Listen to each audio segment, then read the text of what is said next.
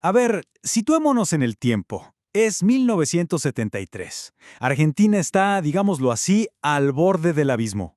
Y después de 18 larguísimos años en el exilio, Juan Domingo Perón está de vuelta. Pero no vuelve con las manos vacías, para nada.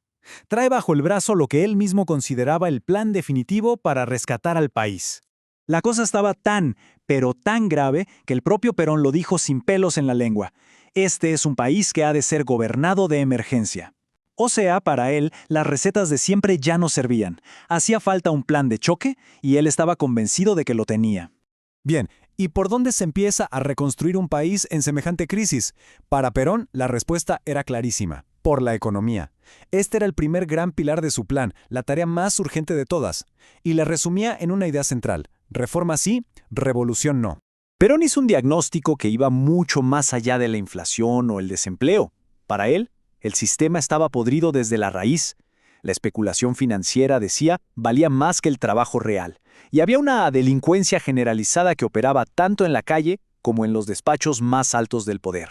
El resultado, en sus propias palabras, la destrucción del hombre. Una frase fuertísima que significaba la pérdida total de valor del ciudadano común frente al capital.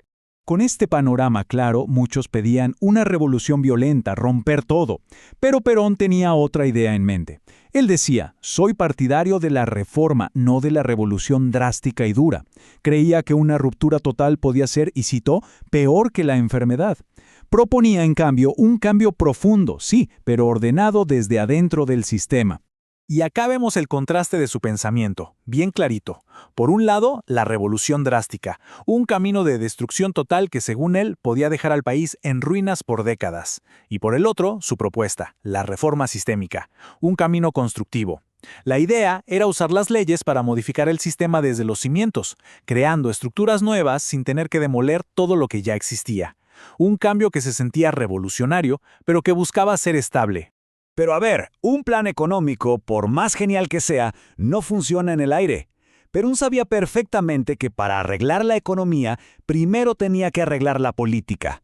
Y eso significaba lograr algo que en ese momento parecía un milagro: la unidad nacional. Y esto nos lleva a la pregunta del millón, ¿no? En un país partido por décadas de odio político, ¿cómo haces para sentar en una misma mesa a tus peores enemigos para gobernar? Sobre todo cuando el reloj corre en contra.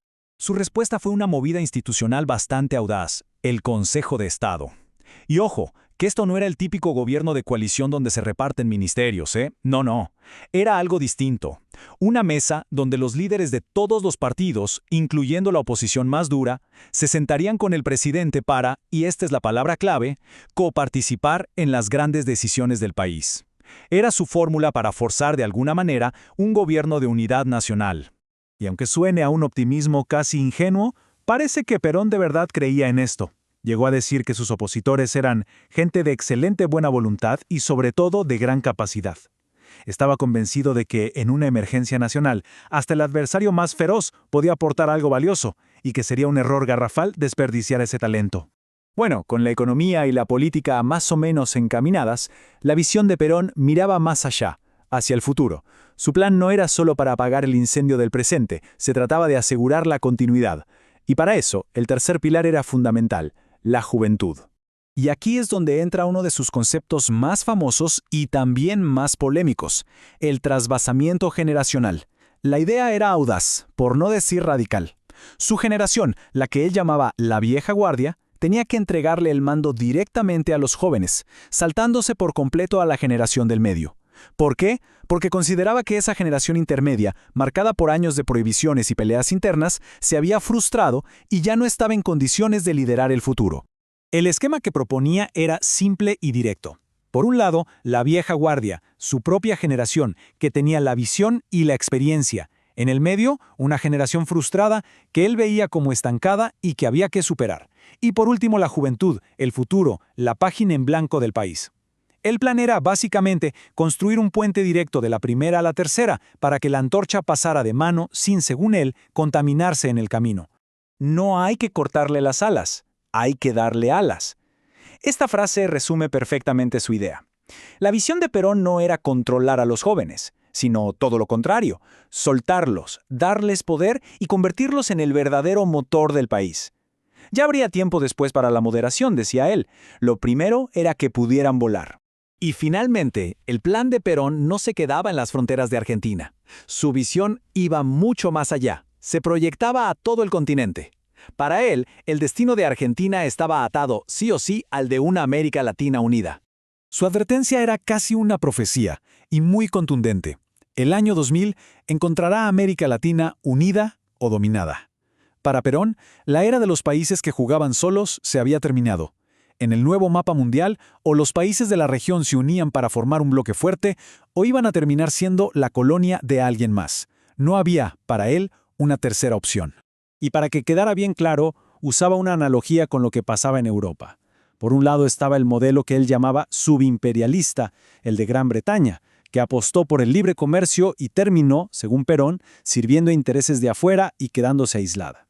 Por otro lado, el modelo continental de Francia y Alemania, que crearon un mercado común, se protegieron mutuamente y se convirtieron en una superpotencia. El mensaje para América Latina era directo: vean y elijan qué camino tomar. Y aquí es donde revela la que él creía que era la carta ganadora. Perón sostenía que, aunque el continente estuviera trazado tecnológicamente, el tiempo jugaba a su favor. La razón, simple. En un mundo que se estaba quedando sin recursos, América Latina era la gran reserva mundial de alimentos y materias primas. Su argumento era que el capital y la tecnología del mundo desarrollado no iban a llegar como un favor, sino por pura y llana necesidad. Era solo cuestión de tiempo y de saber negociar. Entonces, si lo vemos en conjunto, el plan final de Perón era una arquitectura completa para el país. 4 pilares que se sostenían entre sí: una economía reformada, una política unida, un futuro en manos de los jóvenes y un destino continental fuerte y soberano. Era, sin lugar a dudas, un plan maestro, un proyecto ambicioso, coherente, diseñado para sacar a un país del pozo. Pero claro, esto nos deja con la pregunta fundamental que sigue resonando hasta hoy.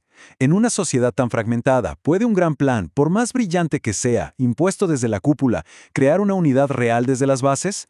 ¿O estaba esta visión quizás destinada a chocar contra las mismas divisiones que intentaba superar?